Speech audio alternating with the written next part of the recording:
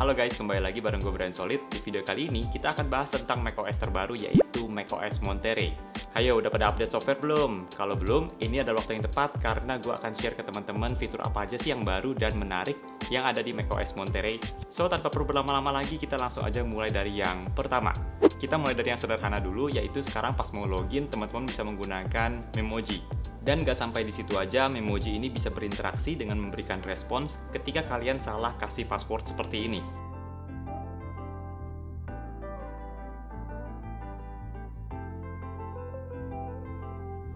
Responsnya ini bisa berbeda-beda loh. Jadi menarik ya untuk sengaja salahin ketik password supaya bisa lihat ekspresi Memojinya.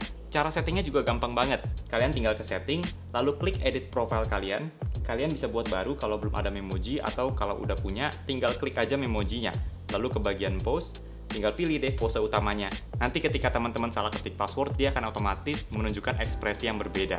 Lalu di macOS Monterey ini juga ada beberapa wallpaper dan screensaver baru, seperti yang teman-teman lihat di peluncuran macOS Monterey di WWDC kemarin, wallpaper yang ada di iklan iMac M1, atau MacBook Pro dengan chip M1 Pro dan M1 Max. Pilihan warnanya ada banyak, jadi teman-teman tinggal pilih aja sesuai dengan selera kalian. Kalau buat gue pribadi, yang abu-abu dark ini langsung jadi wallpaper favorit gue karena warnanya cocok dengan warna MacBook yang juga abu-abu space gray. Kalau untuk screensaver, sekarang juga ada screensaver baru yang Monterey atau yang tulisan Hello dalam berbagai bahasa. Buat teman-teman yang menggunakan FaceTime, macOS Monterey ini juga memberikan banyak update terbaru untuk FaceTime. Mulai dari sekarang bisa saling nonton bareng atau dengerin musik bareng, grid view, lalu sekarang bisa portrait mode juga biar ada background blur. Lalu secara audio juga support spatial audio, dan yang menarik adalah bisa share link untuk FaceTime bahkan untuk device non-Apple. Ini sebenarnya fitur yang mirip seperti di iOS 15, di mana kalian bisa share link untuk FaceTime bahkan untuk device Android atau Windows sekalipun. Jadi walaupun teman kalian nggak menggunakan device Apple, tapi kalian tetap bisa meeting menggunakan FaceTime. Seperti yang pernah gue bahas di video iOS 15 kemarin, fitur terbaru di FaceTime ini tampaknya mirip seperti yang ada di Zoom ya. Jadi bisa background blur, grid view, share screen, share link.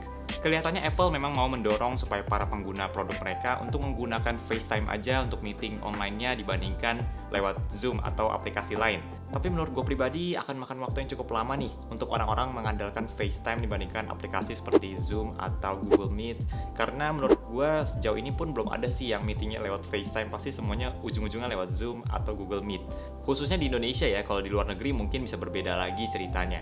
Di macOS Monterey ini, sekarang kalau kalian geser pointer mouse kalian ke pojok kanan bawah, kalian juga bisa membuat quick note. Jadi kalau misalkan kalian lagi baca artikel, terus ketemu poin-poin penting yang kalian mau catat, kalian nggak perlu lagi ke aplikasi notes secara manual terus buat catatan baru, tapi tinggal geser ke pojok kanan bawah, nanti akan langsung buat note baru.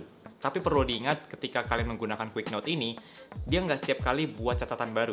Jadi kalau misalnya kalian udah buat satu catatan quick note, terus kalian geser lagi ke pojok kanan bawah pointer mouse-nya, nanti dia akan buka lagi quick note yang sebelumnya.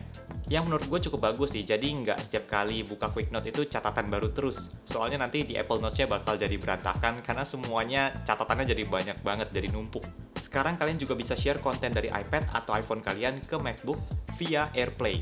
Menurut gue ini fitur yang cukup membantu loh. Jadi kalau misalkan kalian lagi bekerja dalam sebuah tim, kalian mau share sesuatu nih dari iPad atau iPhone kalian ke MacBook, kalian tinggal share aja via AirPlay. Caranya juga gampang banget. Kalian tinggal swipe up iPhone kalian untuk control center, lalu pilih yang logo screen mirroring ini, lalu connect ke MacBook kalian. Nanti layar MacBook kalian akan otomatis menampilkan layar iPhone kalian. Latency atau delay kalau kalian lagi swipe iPhone kalian juga sangat minim loh ke MacBook. Jadi menurut gue ini fitur yang akan sangat bermanfaat. Mungkin contoh simpelnya misalkan kalau teman-teman mau kasih lihat referensi video nih dari YouTube, kalian nggak perlu lagi manual ke videonya, terus copy link, terus kirim lagi ke WA. Tapi kalian tinggal lewat AirPlay aja, kalian share ke layar MacBook teman kalian. Nanti dia akan bisa nonton referensi video dari kalian. Jadi menurut gue ini fitur yang keren banget sih.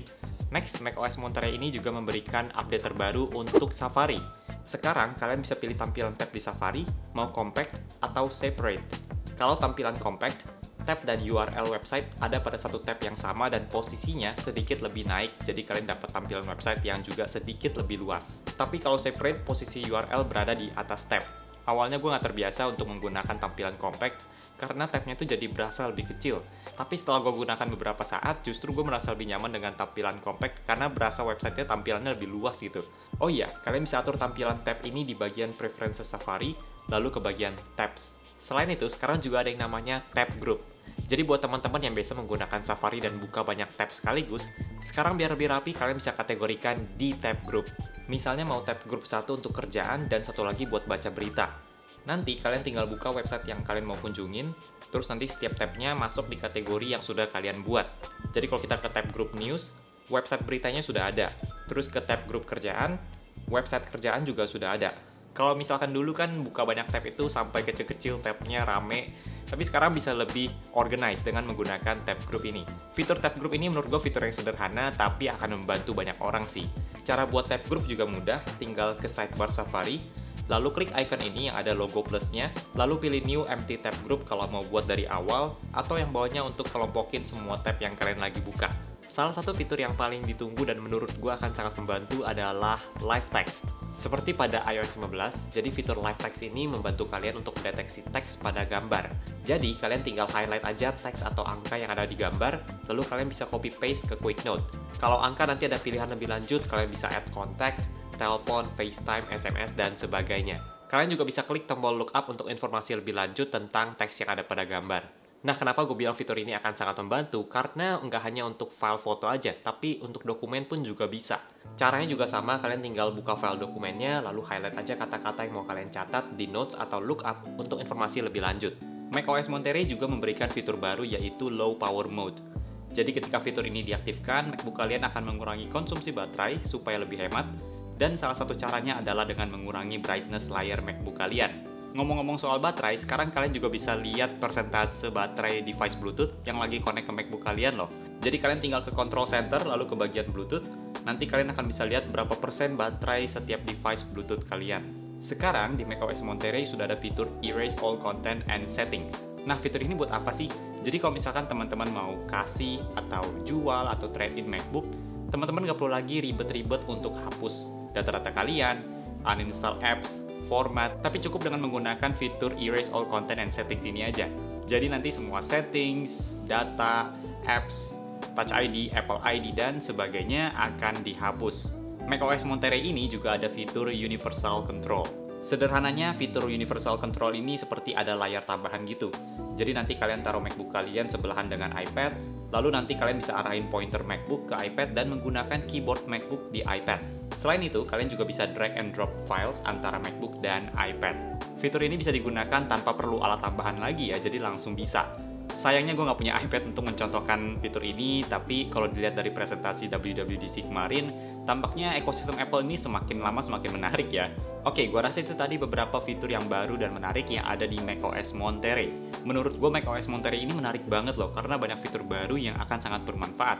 Seperti misalkan fitur yang favorit gue yaitu Live Text dan AirPlay. Let me know di kolom komentar fitur mana nih yang menjadi fitur favorit kalian.